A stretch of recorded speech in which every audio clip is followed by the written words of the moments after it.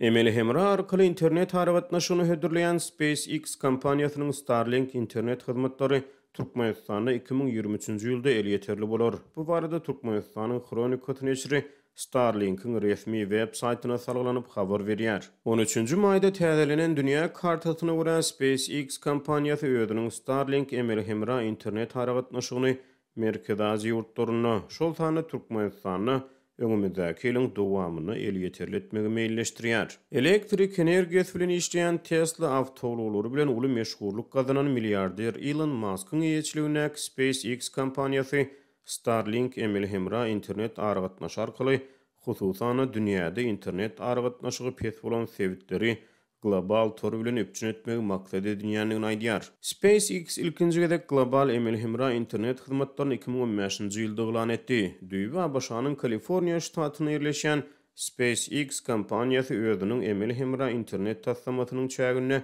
şu wagtda çenli ýeriň orbitasyna 2200-den gowrak Emeli Hemra uçurdy.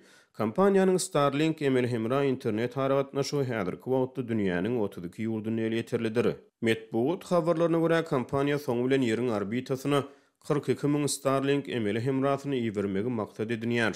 Kompaniýa 13-nji maýda ýene 53 tane Emeli Hemranyň orbita üstünlükli ýiberlendigini tasdiklady. Dünýäde Starlink Emeli Hemra internet aragatnaşygynyň eli ýeterli bolan sebitleriniň ýaşaýjylary kompaniýanyň hödürleýän ýürüýte kabul edicisini satyn alyp ony öýlerini ýa-da iş ýerlerini gurnaýarlar. Bu kabul edici ýeriň orbitasyna hereket edýän Starlink Emeli Hemralaryna baglanyp global internet toruna birikýär. Sistemanyň işleýiş tertibi adamlaryň Emeli Hemra arkaly telewizion kanallary tomoş etmek mümkinçiligini meňdeýär.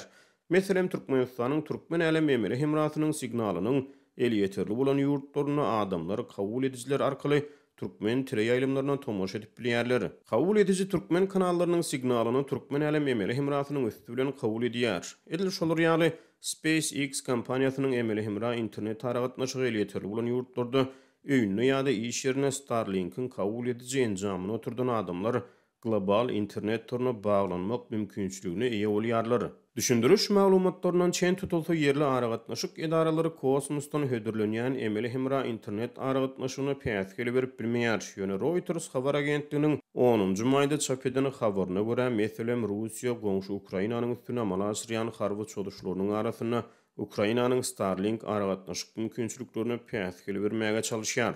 Ýatlasak Tesla'nyň gurucusy Elon Musk fevralyň ahyryna Ukraina häkimetleriniň haýyşlaryna jogap hökmüni Ukrainanyň çägine Starlink Emeli Hemra internet mümkinçiliginiň eli ýeterli edilendigini ma'lum etdi. Starlink Emeli Hemra internet aragatnaşygynyň tezligi kompaniýanyň resmi beýanatyna görä sekundda 50 megabitden sekundda 150 megabite çenli üýtge ýerşelede habarlara görä standart Starlink Emeli Hemra internet aragatnaşygynyň aýlyk tölegi takminan $110 barabardyr. Türkmenistanyň ýeketäk internet providery Türkmen Telekom bolup ýurdun çäginiň internet ulgamyna baglanmak isleýän ulanjylar häli şimdi pes tezlikden ejir çekýär. Türkmen häkimetleriniň internet gödäwçiligi soňky aýlarda hasda güýçlendi. Ýurtda VPN hyzmatlary ýygyderli petiklenýär. Britaniýanyň Cable.co.uk neşriniň barlygyçylary geçen ýylyň sentýabryna dünýäde iň haýal we iň gymmat internet aragatnaşygynyň Türkmenistanyň raýatlaryna hödürlenýändigini anyklady.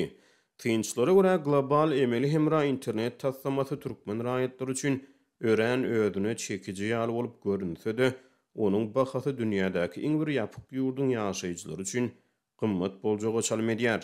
$110 Türkmenistana dollaryň resmi alys-çalyş kursy boýunça 385 manada, gara bazar narhy boýunça takminan 2200 manada barabardyr.